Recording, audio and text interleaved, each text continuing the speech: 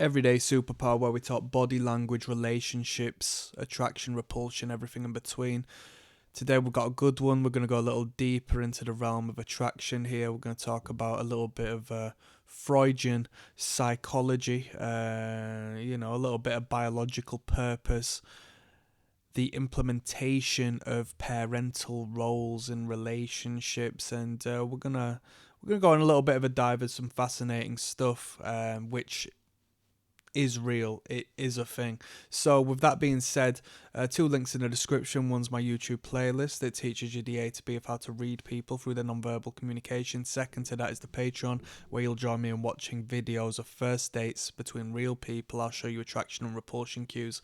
You'll see that in real life. Blah de blah de blah. Right, cool. So when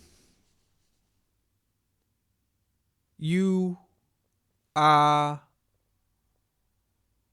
in engagement, in communication with a woman, there's a particular position you can portray. There's a particular position you can reside in, and that's the parental figure position. That's the father role, the daddy, right? And the general populace finds this bizarre, okay? Because they are blindsided by like this firewall, this impenetrable firewall that which has them perceive that this is like to some degree incestuous.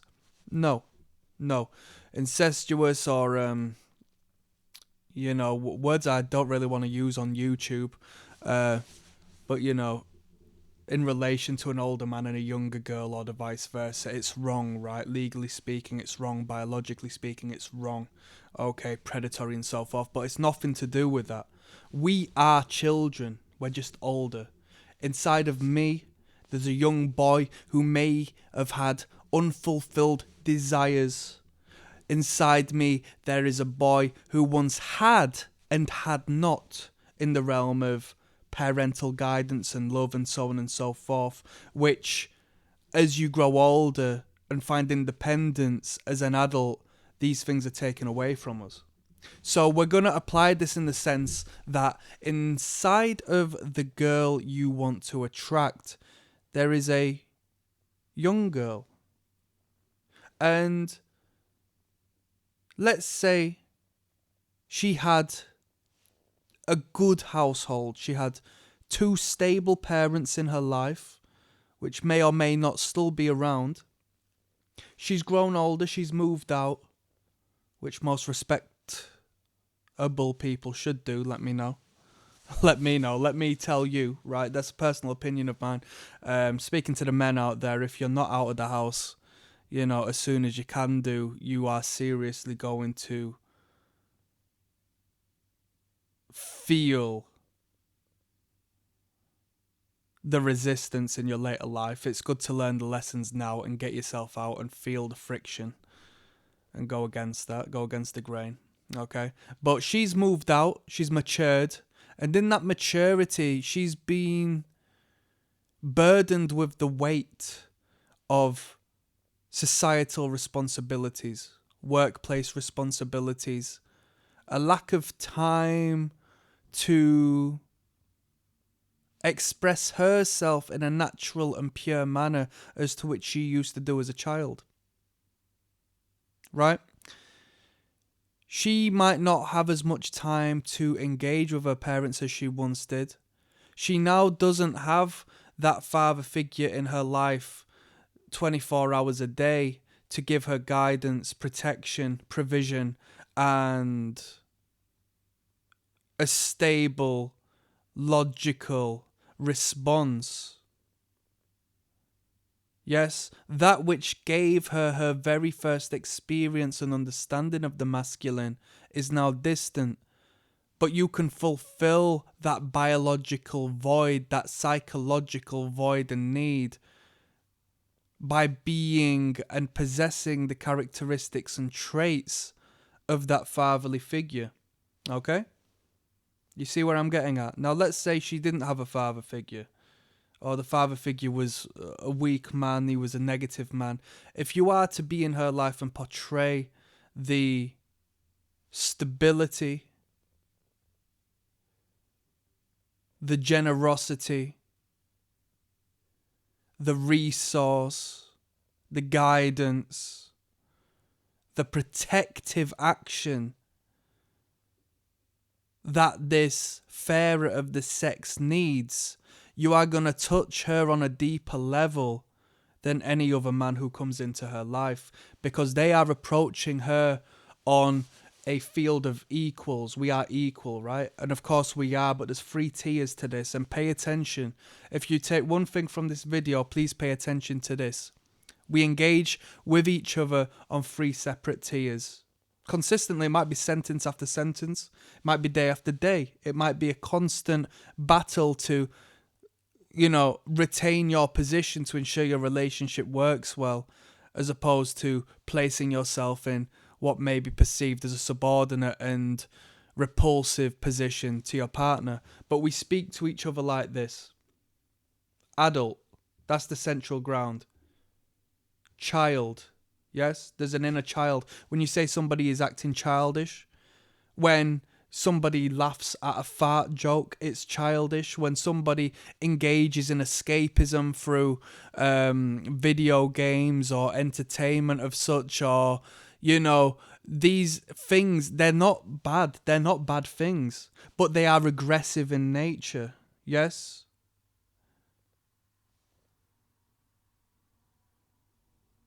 When men like to play with, well, they don't play, but when they like to, learn about cars and vehicles and play sports and so on and so forth, that car is but a toy that is applicable to the male age, the adult age, as opposed to him playing with the Hot Wheels set or the, the toy equivalent that he was used to when he was younger.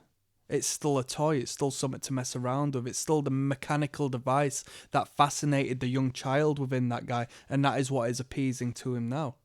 Okay? We've got the adult, we've got the child, and above that we've got the parent.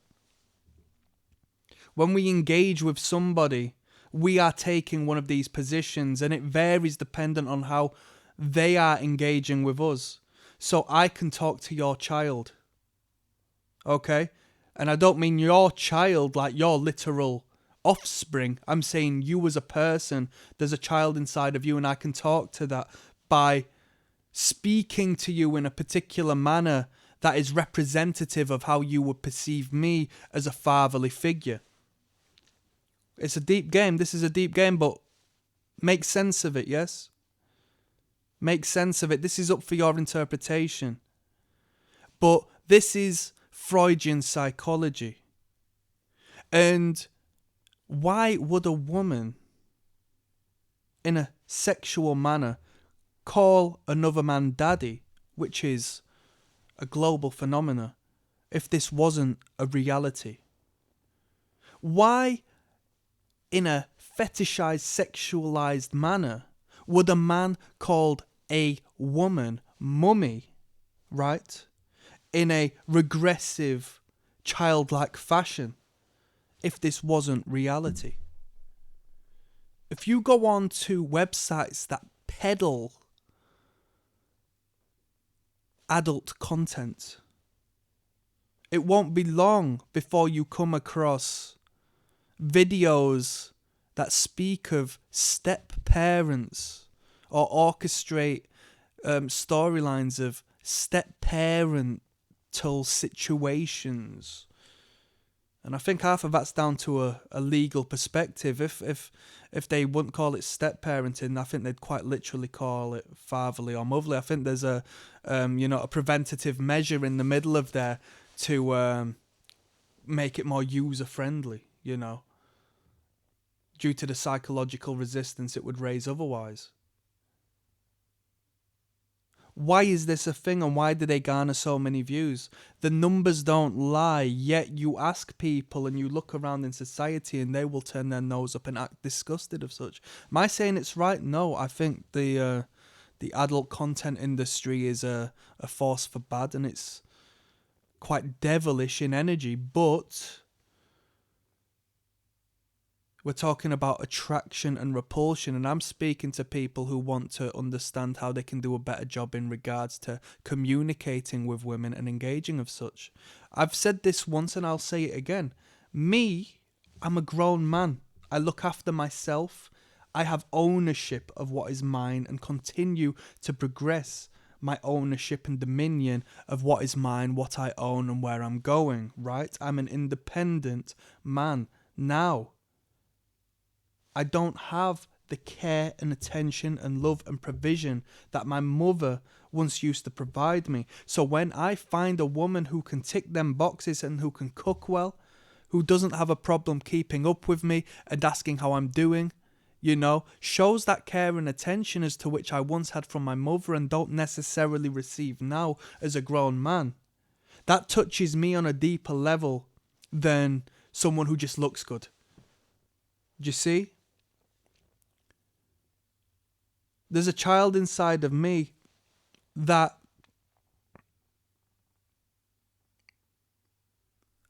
has developed the person I am right now, and the hard wiring was inside of me stems from how I was brought up. And nobody has a perfect upbringing. There's highs and lows, it's 50-50, there's light and dark. Yes?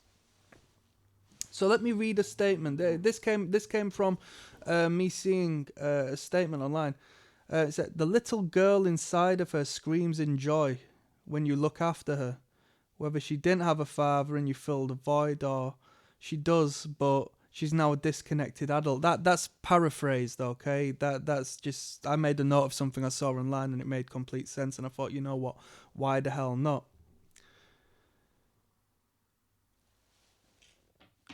This connects with what people would call masculine principle.